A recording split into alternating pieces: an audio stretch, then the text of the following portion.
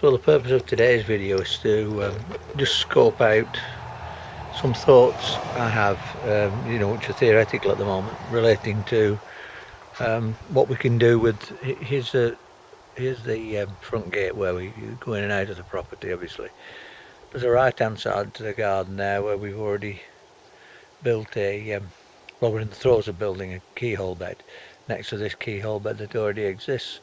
This area here is where Mark, who's the owner, drives his car so he can put it around the back, so we can't do much with that. We may be able to do a bit with some here though, which is out of the way of that, so we maybe another keyhole. Okay, at the top there is a berm which is from down from the road, which is there, as you can see, and there's a series of conifers and also fruit trees in with those. So the part of the garden that I'm interested in talking about today, ouch, is this part. I'm walking, I'll just show you. I'm getting into something, getting into it sounds like some sort of weird thing, but anyway, I'm beginning to walk barefoot as much as I can on the soil here, because I do believe it helps me to connect with things better, and it's known to be good for our connections with the earth. It's called earthing or grounding. So this part here that I'm going to be particularly interested in today is at the moment what could be called a meadow. It's got long grass, and it extends back to here. The only thing is this sort of area here, and in front of this wood, Mark wants to put some 10 by 20 sheds, so we'll see about that. In the sense, when I see about that, I mean we'll plan for that is what I meant. So here we have again, so we're at the left hand side of the gate, which is the west of the property. We've got this berm again with the conifers in there, and there's a big apple tree there, and there's 2 or 3 smaller fruit trees here. I think these 2 here are apple. One of the things that I'm noticing is, even though this is the end of summer, the ground here is very dry, in my opinion. It does rain a little bit, and when it does rain, most of the rain just is just running off the property. I mean, some will be going into the ground, which is good for the aquifer.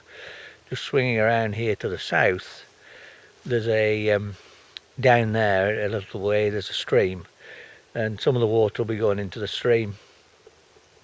It's a little bit difficult at the moment to get the water up from the stream to do anything with it, although once again it'll be going into the aquifer, but a lot of it will be eventually ending up out at sea, no doubt, because I'm guessing that's where that stream or whatever comes after it is going to. So let's talk about this area here and the dryness of the ground. So these are fruit trees here, as you can see. Well, you can't see, but they are fruit trees. I mean, these you can see are fruit trees because they've got fruit on them. There's lots of blackberries there, which I shall be harvesting to eat and also make some jam with.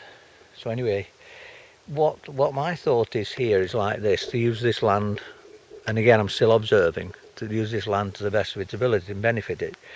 So perhaps 3 or 4 feet from these smaller fruit trees here, which will obviously grow, to create a swale that runs along the length of this particular piece of ground, which is about 60 to 70 feet in length to the fence there. So to build in that amount of space some sort of swale, which would probably be, I don't know, 3-4 feet wide, and then to build another berm,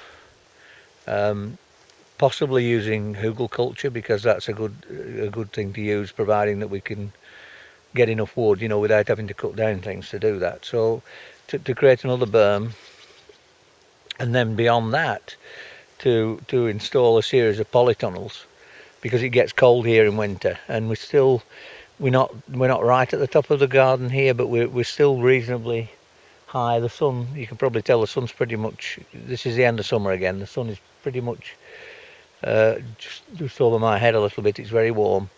Obviously we'll get some sun in winter, and hopefully the polytunnels, if they're built well, can capture that. Then we'd have what's left of this ground here bearing in mind, like I said, that Mark wants to install some small sheds over there, ideally. And then we're bounded by, certainly up to here, we're bounded by sort of a gravelled area. That tapers off a bit down there, and then right up against the fence there is where the current compost is. And then we've got another garden down here, another area, which is again a sort of a small meadow type thing. Thing not being derogatory in this case, just an expression, but that by nature is going to be more damp, I would say, because it's further down the slope from the from this northern facing area, which is directly up against the road. So this one I haven't really given a lot of thought to yet. Just as an aside, there's a water tank there which is fed from rainwater from the roof, which is currently used largely for watering. One of the aspects of the theory of having a swale here and the polytunnels is we could install drip irrigation in the polytunnels that could be fed by the water in the swales, providing that we can use gravity for that. I mean, it may be also possible to put some small pumps in there if necessary, but we don't, for drip irrigation, we don't need high pressure water from a faucet. Okay, so that's the thought of the first sort of serious phase of things here. I think I've just realised, swinging around again, that we could, provided we're not impeding access to the house or the shed, we could maybe put some sort of small garden in there as well, maybe another keyhole, as long as it's not in the way. And then of course we've got this area here. There are some herbs growing in that area there. I think that we could certainly sort of give this another shot in the arm. We could grow more herbs here by creating a herb spiral, so that's another thing that's in my thoughts. Lots of things to do, it's very exciting, and that's it. On I go.